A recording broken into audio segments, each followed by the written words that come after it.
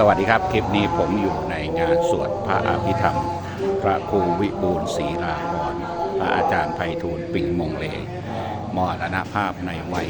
66 ปี อดีตเจ้าอาวาสวัดเกษตรารามตำบลไสงามอำเภอบางเลนจังหวัดนครปฐมนะครับวัดเกษตรเป็นวัดที่ตั้งของโรงเรียนวัดเกษตรารามเป็นโรงเรียนที่ผมเคยเรียนในช่วงชั้นประถมนะครับวันนี้เป็นงานศพสวดศพคืนสุดท้ายเป็นการสวดภาษามอญนะครับวัดเกษตรเป็นหนึ่งในวัดที่ตั้งของชุมชนมอญกระทุ่มมืดนะครับครอบคลุม2 อำเภอนะครับอำเภอไซน้อยจังหวัดนครปฐมอำเภอบางเลนจังหวัดนนทบุรีนะครับมีวัดมอญตั้งอยู่หลายวัดนะครับถ้าเป็นฝั่งบางเลนนครปฐมก็จะมีวัดเกษตรารามวัดบึงลาดสวายนะครับแต่ถ้าเป็นจะทางอำเภอไซน้อยนะครับมีวัดด้านนิยมวัดสโมสรวัดหม่อมวัดสโมสรวัดยอดพระพิมลนะครับโน้นนะครับผมเคยเขียนถึงนะครับวันนี้จะเป็นการสวดภาษามอญนะครับคืนนี้เป็นคืนสุดท้ายนะครับก็มีลูกศิษย์ลูกหาเดินทางมาหนาแน่นนะครับแล้วก็จะมีการเก็บศพไว้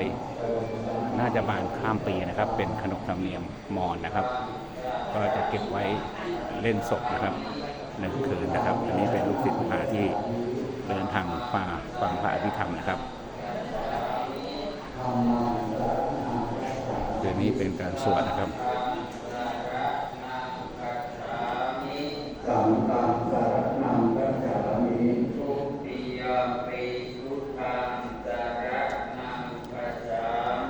ดุติยัมปิพุทธังสรณังคัจฉามิดุติยัมปิธัมมังสรณังคัจฉามิดุติยัมปิธัมมังสรณังคัจฉามิ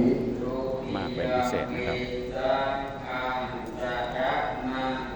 คืนนี้จะมีการเป็นภาษามอญนะครับที่นี่จะให้ศีลเป็นภาษาไทยนะครับแล้วก็จะสวดเป็นภาษามอญนะครับอาติยัมปิพุทธังสรณังคัจฉามิอาติยัมปิธัมมังสรณังคัจฉามิวันนี้มีพระสวดอภิธรรมคืนสุดท้ายศาลานะครับอันนี้เป็นส่วนใหญ่เป็นพระที่คุ้นเคยกันนะครับอาติยัมปิสังฆังสรณังคัจฉามิทุกขาสัพพะมะพันเตปานาติปาตาเวระมณีสิกขาปะทังสมาธิยามิปานาติปาตาเวระมณีสิกขาปะทังสมาธิยามิอาทินนาทานาที่นี่เขาจะสวดเป็น2 เวอร์ชันนะครับทั้งภาษาไทยบาลีไทยแล้วก็บาลีมอญนะครับเวรมณีสิกขาปะทังสมาธิยามิกาเมสุมิจฉาจาราเวรมณีสิกขาปะทังสมาธิยามิกาเมสุมิจฉาจาราเวรมณีสิกขาปะทังสมาธิยามิมุสาวาทาเวรมณีสิกขาปะทังสมาธิยามิ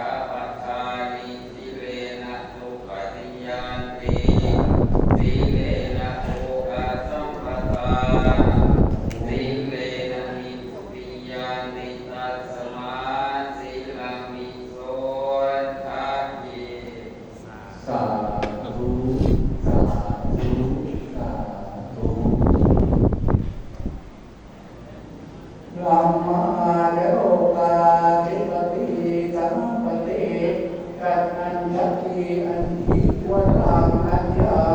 จักขังทีนะสัทธาปรักขณาติกาเทเสรูธรรมังอนุคัมปิมังปัจจัง